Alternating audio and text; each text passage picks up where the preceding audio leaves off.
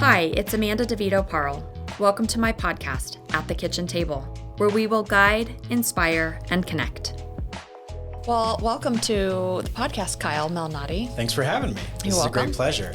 You have been a guest of mine multiple times. I know. Well, and it's because of you that we're here, because you inspired me to get this thing off the ground. And so I sort of started it for two reasons. One, as a place to just do some gratitude, like just a place to thank the people who've impacted my life, which you know you have in many ways. And thank you. And also just to get it all out, what's in my head, you know, the influence and the impact and all that. So the podcast is called At the Kitchen Table. And I feel like that's a place where you and I do so much of our business, right? At people's kitchen tables. In your case, at their office tables, or probably in a Starbucks somewhere. And so I want to talk to you a little bit about your journey in real estate, and I want to talk to you about your podcasting business, and I want to talk to you about brokerage. And I want to learn from you a little bit today, and I'm just curious about some of the evolution of your life and your business. So start by telling me, you know, I know you have sort of an interesting upbringing. How did you get started in real estate? And tell me a little bit about your big family and your upbringing. Sure. So start there, maybe. I'm the oldest of 6 kids, originally from the Washington, D.C. area. Mm. And my family was marked by the arrival of the third of the Malnati 6, my brother Billy, who was born with a congenital heart defect, which really altered, I think, a lot of the upbringing that we had. We had a great childhood, but Billy had open heart surgery a few days after he was born, and then had a second open heart surgery, both at Children's Hospital in Philadelphia, which is about a 2-hour drive from Washington, D.C. Super cutting edge surgery, and he survived both of those as a little guy, and then grew up and lived a pretty normal life. And we moved out here when I was in 8th grade at about 14 years old, and I went to high school here, met my wife in high school. And wait, before you move on from Billy was your little brother? Little brother, yeah. Okay. Yeah. He was my little brother. He ended up passing away when he was 24 in college. Wow. And so that's just been a through line for our family, that growing up with a kid that has a different type of special need that you wouldn't necessarily see because it's on the inside, and unless you saw him at the swimming pool with his shirt off, you wouldn't know that he had surgeries and things of that sort. He was a pretty normal kid, but that was something that was always present for our family. Yeah. So your family moves to Colorado. Yep. From the East Coast because your dad took work here, or how did you end up here? My dad took a job. It was sort of an affiliate of the company he was working with, and had an opportunity to come out here and work with a good friend, and that sent us to Denver. We had no connection to Denver otherwise, and I moved in the middle of 8th grade, which wasn't super fun for me. An impactful time in life. Yeah, but it was all good, and 8th grade.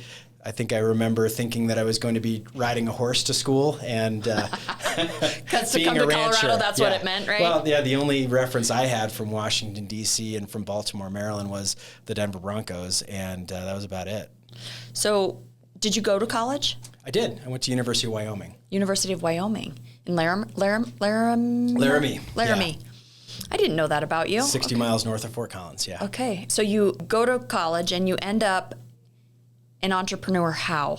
Sure. My high school girlfriend is my wife now. Courtney and I both went to University of Wyoming. She started at Colorado State University and then transferred our sophomore year to save me from myself, which was wonderful. I give her credit for so much of my success. And Courtney's cousin is a guy named Matt Ritter. Matt is someone that both you and I know, and was a 30 under 30 back in 2006 or 7. Matt was my first career mentor. A lot of people think Matt got Courtney and I together, but we were dating before I met Matt, and because it's because of Courtney that you knew Matt, right? Correct. Yeah, got it. Exactly. So Matt got me my first job in real estate, and I worked as his assistant, and slowly climbed the ladder from there on out. What was your first job in real estate? Brokerage assistant. I was tasked with making marketing brochures, making sure all the properties were on the websites, which were sort of new at that time, making sure that all of the ads in the Denver Post were correct, doing everything, making sure that we had the map quest for our senior brokers so that they knew how to get to their different destinations if it was sort of off the beaten path. Yeah. A lot of organization. Sort of brings me to, my start in the business was, I always have and long have said that some of the best brokers I know have done every job in the business. So looking back on that, there was a gift in starting you at the very bottom, right? Oh, absolutely. Mm-hmm, because you got to hammer signs into the cold frozen ground or whatever, the tasks are that are sort of relentless. You have to do those to get lunch for the team meetings and run the company hockey team. I mean, just all the silly stuff that is not part of the job description. So Matt Ritter is a commercial broker. Correct. Tell me where you started, where your evolution went through, sort of your brokerage years, and then where you've landed today, and how's that gone for you? I got my degree in finance. Okay. So did Matt. He's 5 years older than me. And I just always looked up to him. While I was in college, I would come home for winter break or summer break and ask him questions about what he did to position himself into his career. And some of it was real intentional and others weren't. It was just sort of conversational. Does he know what an impact he's had on you? Absolutely. Yeah. I say it to him all the time. Yeah. Sort of a capstone achievement was Matt's now gone on to become a real successful real estate investor. And I was able to participate in a transaction with him 2 years ago where I actually invested as one of his investors. And that was a really cool experience for me. Yeah. But back to the beginning, I was looking at a variety of other commercial real estate brokerage companies. I knew I wanted to be an assistant. I knew I didn't want to be go right into sales because I felt like I wasn't going to be able to sell something I had never worked with before. So I wanted to learn. I wanted to learn from someone. And maybe that's a little different than some in a sales environment. I think a lot of people want to jump right into, I want to make the most amount of money that I can. And I was like, I would rather be in a position where I'm learning a lot. And Matt's assistant had decided to move on to a different team. He ran a real successful team at a company that's still in existence today called Unique Properties. And I joined them and worked with them for 2 years before Matt and his business partner started Pinnacle Real Estate Advisors, which is where I really cut my teeth as a broker. And I worked there for 5 years. Yeah. This entrepreneurial spirit for you, this idea to get a finance degree and follow Matt down a path, and in some ways he was a good person to chase, right? So how are you driven though? Like, you can find this person to chase, this carrot, this rabbit out there, but do you feel you were internally driven to be successful? And the drive that I experience is, I probably would prefer to call it work ethic, really came from being a part of a family with a sibling that had real health issues. Yeah. And because of that, my parents had some real world money struggles because of that. Yeah. So I was fascinated with how money worked, how success worked, modeling people, just learning. And my finance degree was really aspirational. I'm not like a math whiz. I had to work really hard to make finance work for me. Yeah. And I find in our real estate brokerage profession, we do far more marketing than we do finance. So my wife got a degree in marketing. I got a degree in finance, and both of those were aspirational because she's better at math than I am. And I'm just maybe a little bit more relational, a little bit more outgoing than she is. She's more reserved. So it's interesting. Your business was sort of working underneath this commercial brokerage, and then you got very good at doing commercial brokerage. And at some point you made the decision to open up your own firm. Talk to me about the kind of guts it took to do that, and maybe some of your concerns or fears going into that, and successes and failures in that. Well, there's a little 5-year gap in between leaving Matt's company and opening my own company. And I would be remiss if I didn't give credit to Todd Narlinger, who is my second mentor and the owner of Madison and Company Properties. Todd brought me on as an equity owner in Madison. It was very much a signing bonus. He had a real passion for commercial real estate, and Todd was a client of mine. I sold apartment buildings to his investment group, and he asked me to start a commercial division of a residential brokerage company, which Madison and Company is still in existence today here in Denver. And so I found myself working for Matt for a period of time, who was an entrepreneur and brokerage owner, and then found myself working alongside Todd as one of the many shareholders in the company, and saw them sell a pretty significant portion of Madison and Company. And so that exit was a 6-figure exit for me as I left their company, and that gave me some seed money to start my own brokerage. And I think part of success is modeling. And then once you model, becomes a certain point where you have to, as the Bible says, leave and cleave and kind of go do your own thing. And that was sort of the next step that made the most sense for me. In 2016, I opened my own brokerage. Yeah. Opening your own thing sort of feels like in a way, feels like the pinnacle of the business, although everything is about ages and stages, and like there's just a place in life for everything, right? And there's these arcs and valleys in this business. And so at the time, and you and I've been friends a long time through all of this, and you certainly called on a lot of people in your life for advice and just maybe affirmation to say, like, is this the next right thing for me to do? And so I watched you step into that journey, and I got to tell you, I was impressed beyond measure that you had the guts actually to do it. I think it takes guts to leave a comfortable firm where you're making good money. And don't let me forget, I want to come back and talk to you about sort of the intimidating nature of selling an entire apartment building or a big commercial building. I mean, that's a big job.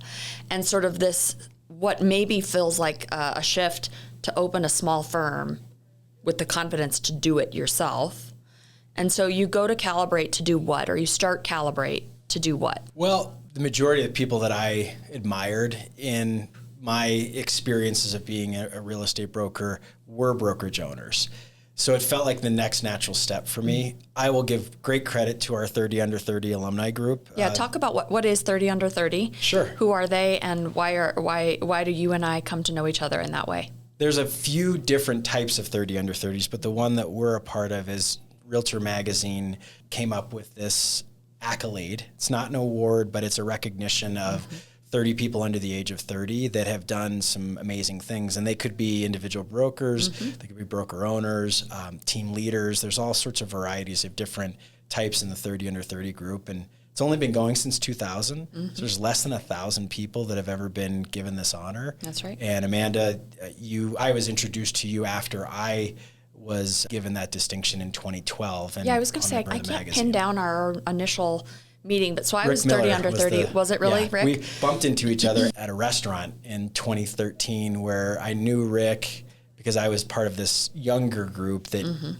you and I are a part of now, the older, more experienced group called Masterminds. Yep. I was a part of Rainmakers. Right. And I auditioned to be a part of Masterminds after that, but I met you when I was in that Rainmakers group that he Right, so I participated in Realtor Magazine 30 Under 30 in 2008, which was 2007's production. I was working in new construction at the time, as I recall. And so I remember having a great year in real estate in 2007. I had gone to the NAR conference, and there was a woman working at the booth there. And she said, I know people at Realtor Magazine, and you'd be a great candidate for 30 Under 30, and you should apply. And if you do, I'll make sure your resume finds its way to the top of the pile. And so you received your 30 Under 30 in 2015, but 2012. Okay, yeah.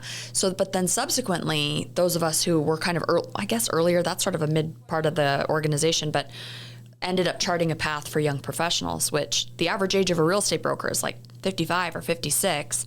So to have a 30-something-year-old in the business, or a 20-something-year-old in the business, who was doing successful things was sort of a mark of, the future of real estate, and it sort of gave people somebody young to look forward to who was doing something innovative in the business. And so you and I have this common thread, this 30 under 30 thread. 30 under 30 becomes a big part of your life. The relationships in that are like magic, right? They're like little gold bars.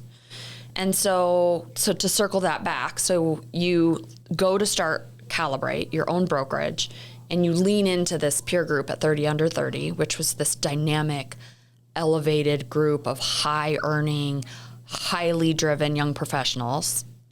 Yeah, all my buddies have been at some point entrepreneurs. And I just found that through a number of different groups, 30 Under 30 is one of them, that was what I think I respected the most. And so I aspired to be a business owner. I don't think I had any idea how Herculean of an effort that would be to actually run. What was so Herculean? I will say that having sold my company and finding an acquisition partner and being a year removed from being a brokerage owner, I don't know if I knew how much HR I would have to be involved in. the human resources piece of real estate is the bricks and mortar that we often interact with that are people's homes or people's investment properties or offices if they own and operate their own real estate but have a company. That's somewhat more defined than this difficult to define thing, which is human resources. There's a great book that I've read called The Ultimate Game by Simon Sinek. And it is really difficult because so many people look at sports as an analogy. That's a real defined one team against the other, a certain amount of time on the clock. Real estate, brokerage, being an entrepreneur is a very infinite game. There's an infinite amount of competitors. There's no rules, with the exception of maybe ethical norms, but not everybody plays by those rules. And it was a huge test. I don't think I quite understood how big of a test it was, and I think I did really well for a period of time. And while you were in the gauntlet. Yeah, and I also chose to retire from that role. Why? To simplify my life, I have 3 kids that are all teenagers, a 15-year-old and 2 13-year-olds. The 13-year-olds are twins, and my wife and I, back 13 years ago, our oldest was 16 months old when our twins were born. Right. And that brother, Billy, that I had mentioned, passed away 3 months later. Wow. Which was a lot of the storyline that 30 Under 30 and Realtor Magazine picked up on, was just how do you have these amazing life events happen. I also left working for Matt that year. And so just how do you have these 3 big events occur in a 90-day period and find a way to make it all work? And what is the answer to that? The answer is a lot of hard work and just grit and determination. But I think for those that are listening that are raising kids, you don't have a perfect answer to every problem that presents itself. Not all that different from being an entrepreneur. And I think that when you get into owning a business, every day your responsibility is going to be answering people's problems, finding a solution, because most of the time that's what people are going to be looking for, is someone that can help them figure out whatever issue they have in front of them at that moment. Yeah, so I do want to talk to you about like the tactical part of your business, which is most of what you've really had pretty substantial success in, though you're doing a little bit of residential real estate now, which is kind of residential real estate, which is kind of fun for you, yeah, right? It's so much fun. Yeah, it is fun, which is why some of us just stay there forever.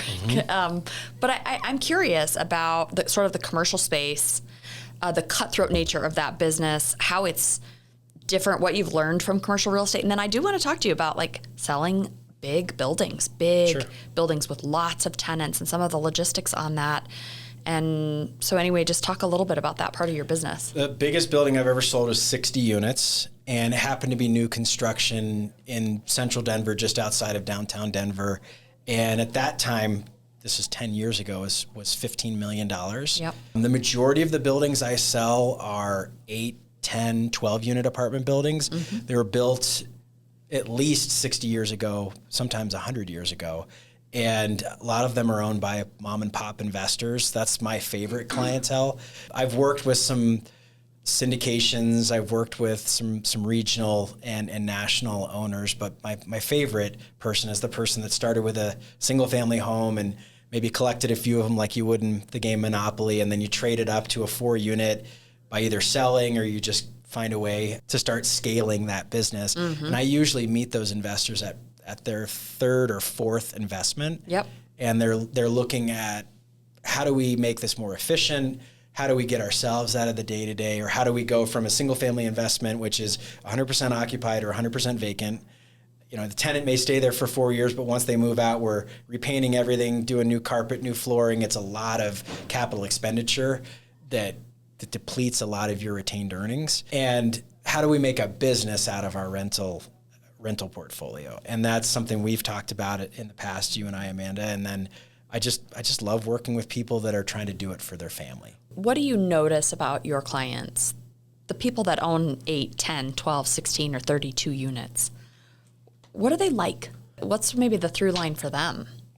Well, I'll tell you a story. It's an avatar of one of my clients. It's not every client.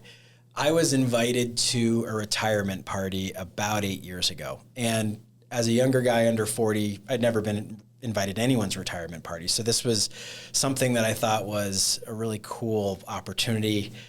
Rarely do people work at a company for more than 30 years anymore. And this particular person had been celebrating, I think it was 31 or 32 years at Lockheed Martin.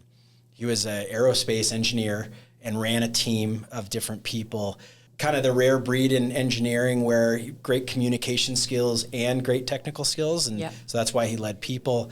And I had sold several apartment buildings for him and helped him exchange into different properties, some of which are single tenant net leased Dollar General stores. And long story short, Courtney and I show up at this retirement party. It is a clubhouse within a condo building that he lives in.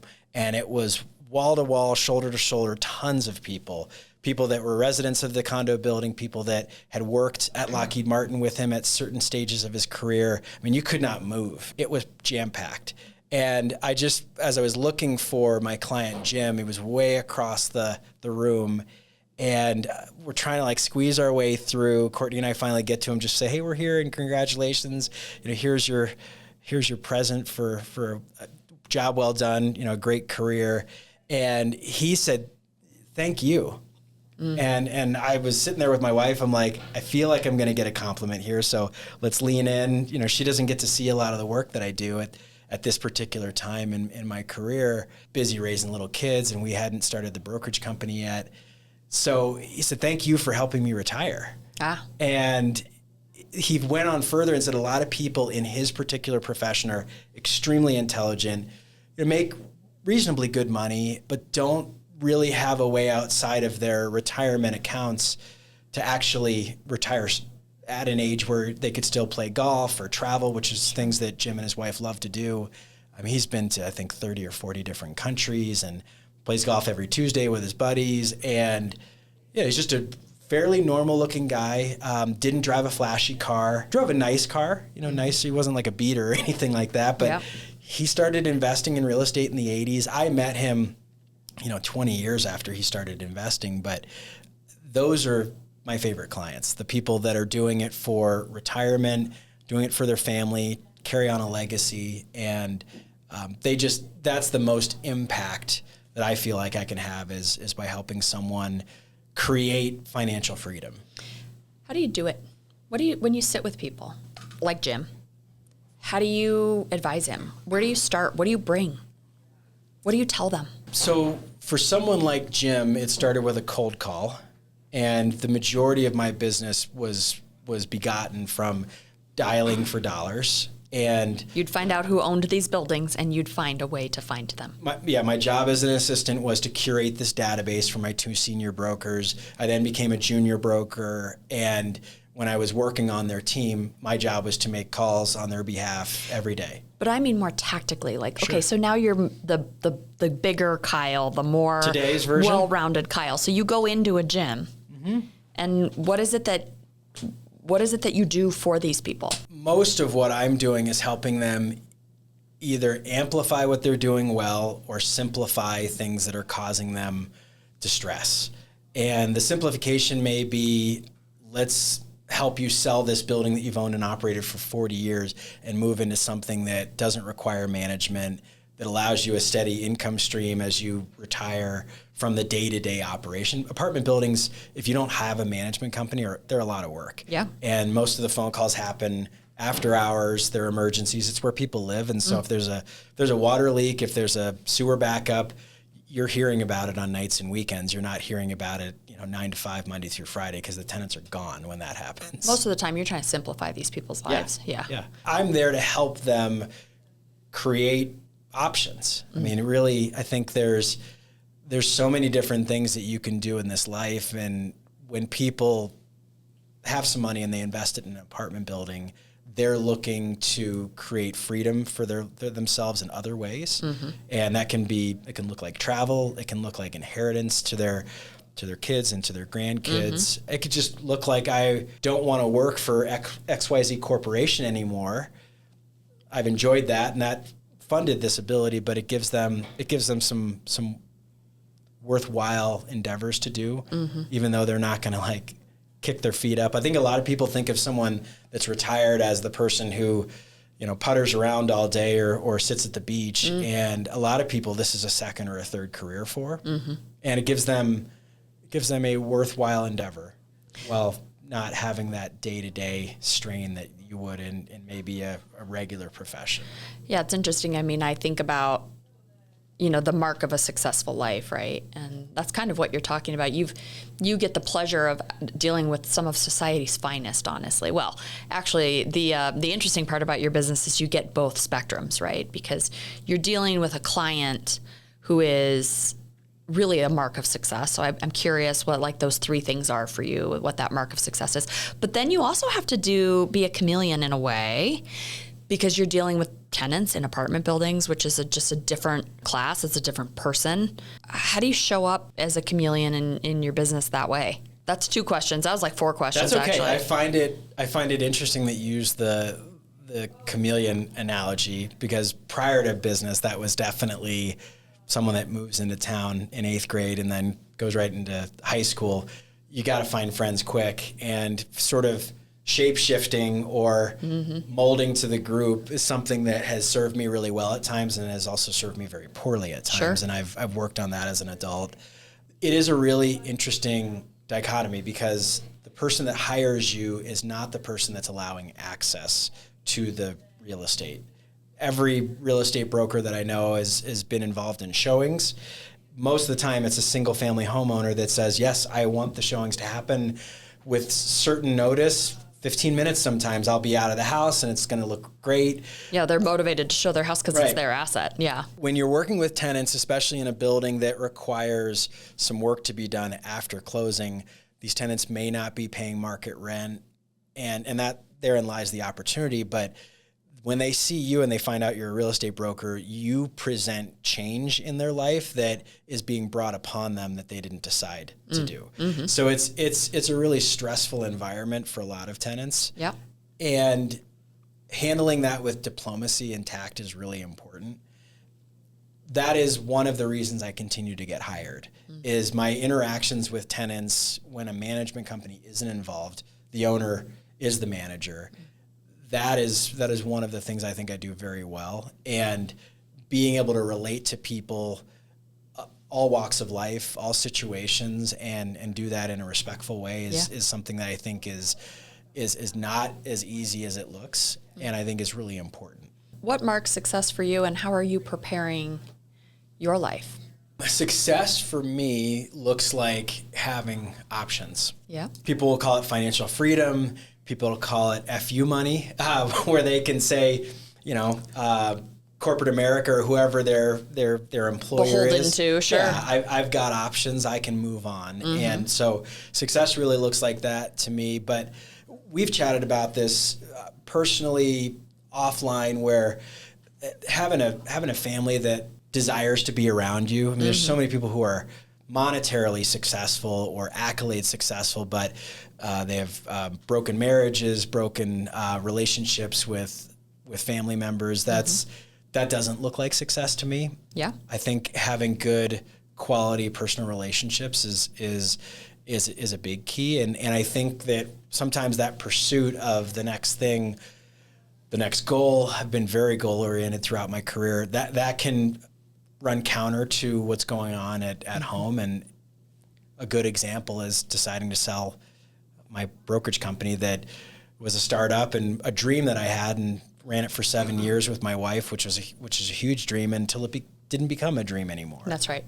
So I think success is having options. I think it's having great relationships while doing the thing that you love.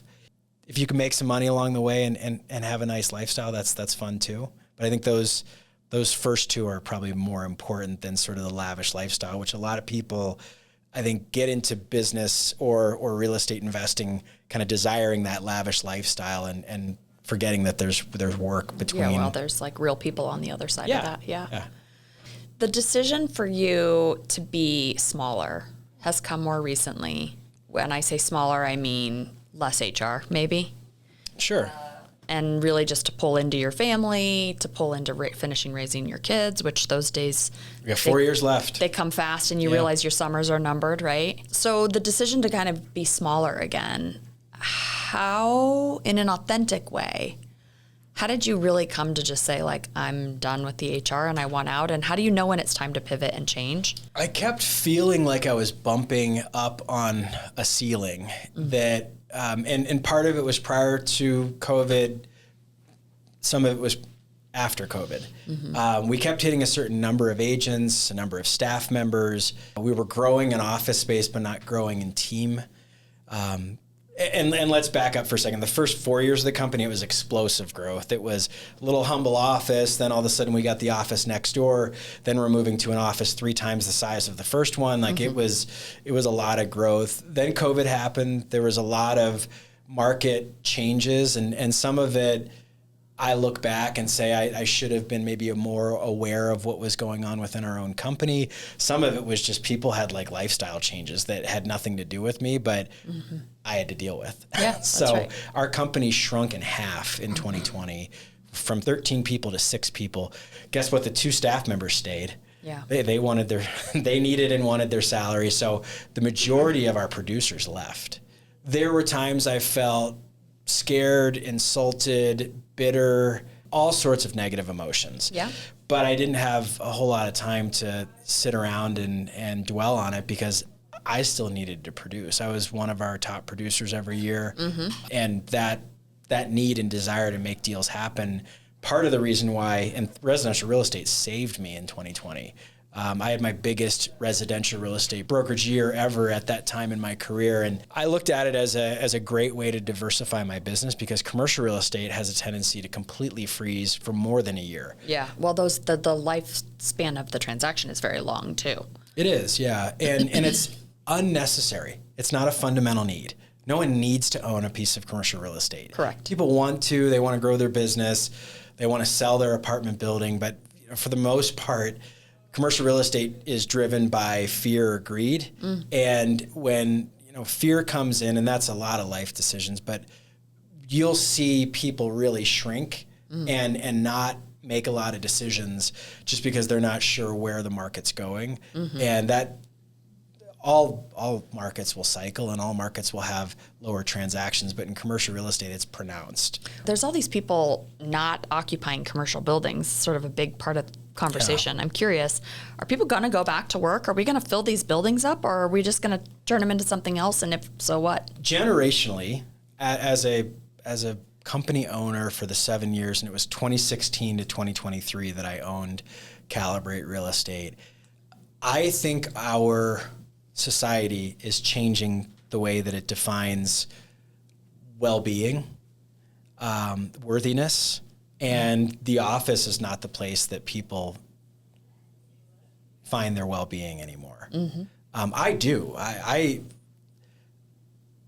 My 7-year-old birthday party was in my dad's office conference room. Like a little Michael Keaton, and wearing like a suit and tie, and he was a stockbroker, and he asked me where I wanted to have my birthday party, and I said his office. Like you don't make that up. Like that just happens. And some of it could be our social media society. Some of it could be kids of baby boomers kind of looking at what mom and dad have done and trying to modify that. I think there's a place for office buildings. Office is really the area of biggest vacancy. Industrial and retail, booming right now. Yeah. Office is the hardship and will be a hardship for a while. And the scary thing that people don't think about is that so much of our schools, a lot of people think about how local real estate is. Schools are far more funded by commercial real estate than they are residential real estate. Every homeowner says, well, my tax dollars pay for the local schools. And yes, that's true, but most, depending on the state you're listening from, most residential taxes account for about 1/4 of what commercial real estate taxes are. And when you have these office buildings, and these are all real examples, selling 7 years ago for $20 million and selling this year for $2 million, the building didn't become less valuable. the industry became less desirable.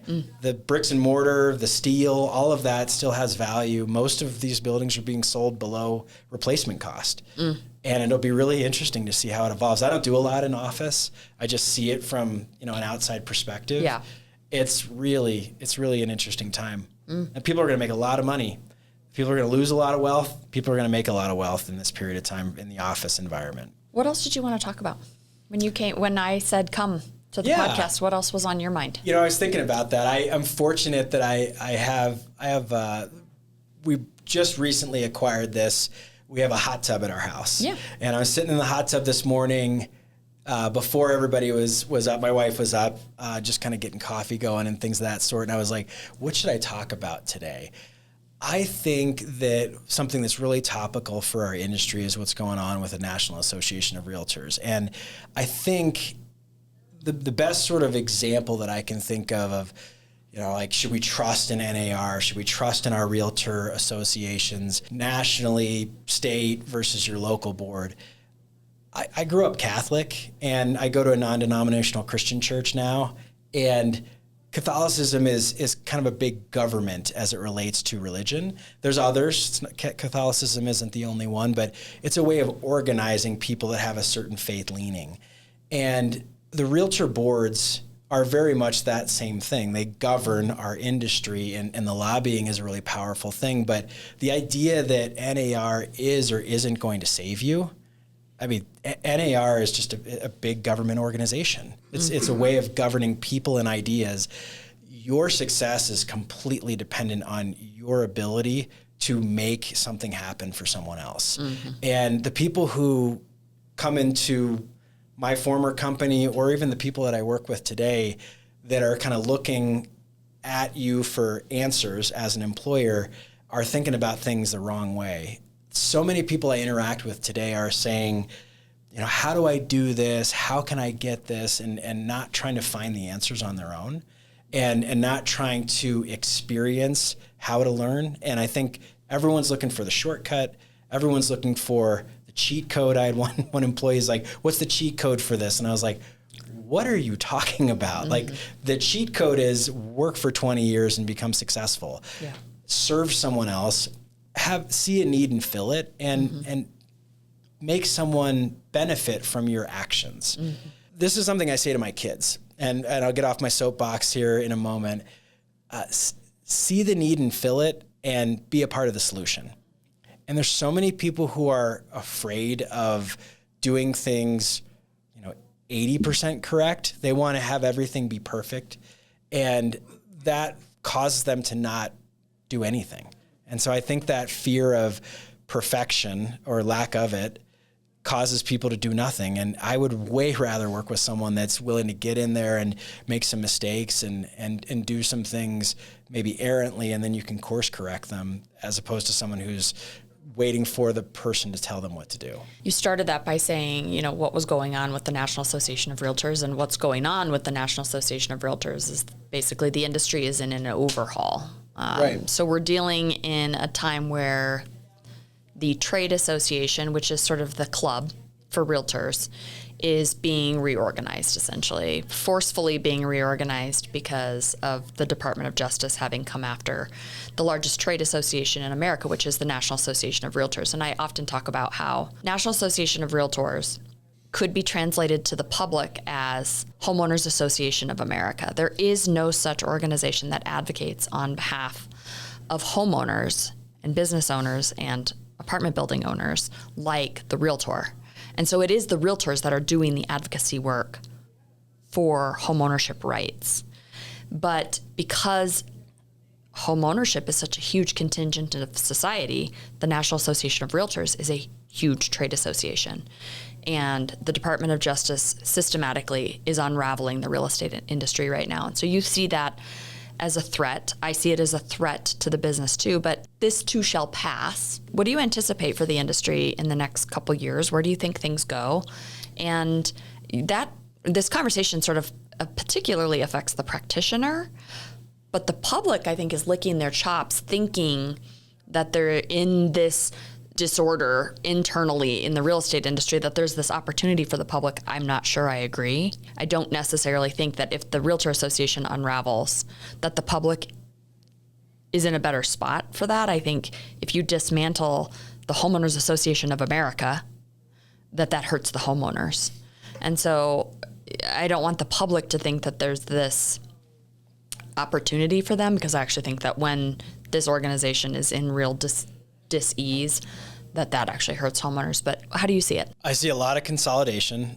I'm a perfect example of that. I ran a small brokerage company and sought an acquisition partner that's part of a much larger brand of offices across the U.S. And I think that there's going to be a lot of consolidation. I think that that goes for the brokerage, it goes for the MLSs, it goes for the realtor associations, it goes for the agents and their staff. Generally is where America is going corporately anyways. Yeah. So I see a lot of consolidation. I see a path to convenience. So much of our world is, and I see it every day in the holiday season, but my kids, it's native to them, Uber Eats and DoorDash and all this different stuff that I'm like, who taught you how to do this? Because I literally have never had food delivered to my door except for Domino's, or the pizza Chinese delivery. food, pizza delivery. But I've never just had McDonald's delivered to me because I didn't want to get out of my house to go do it. So I think the idea that the public is going to somehow lick their chops that NAR is on the ropes and may not be able to be sustained. Our society prefers convenience over expense. And what I mean by that is we used to order from Amazon or go to Walmart because it was cheap. Amazon is not the cheapest option. It's the most convenient option. That's right. Our on-demand society is all about, I want it now. I want to get out of this house. I want to get out of this marriage. I want to get out of whatever, this uncomfortable situation. I will pay for it. That's right. Fortunately, I have an attorney that's a client of mine that has said, he's like, you are in the best industry. This is all prior to the NAR settlements, but he's like, being on the equity side of the business and not billing hours. Billing hours is like the old-timey, Old Testament historical tax collector. Can you imagine if the IRS was stationed in every single office, and as an employee was to go get their pay, they would then receive their full pay and then go have to pay it to a tax collector? That person would be running for the hills. Yeah. They would have armed security guards. So what I mean by that is that I think that if you can present this on-demand persona to your clients and being available, you will continue to be employed within the real estate community. Yeah, I think so too. What's next for you? Investing. After our kids get through high school, and I'm working on a few of these things now, but having run a company, I learned a lot. And one of the things that my mentor that we mentioned at the top of the podcast, Matt Ritter, shared with me is he's like, the more you can get on the side of the asset, the better your skills and abilities will be. And so working with clients that are raising money to buy apartment buildings or other types of commercial real estate is exciting for me and allows for me to take myself out of the practitioner role and become more of an investor. So I see the next 30 years of my career as continuing to sell real estate, but finding a way to invest in more real estate myself. Good. Kyle Malnati, thanks for coming. You're welcome. Thank you for having me. Welcome.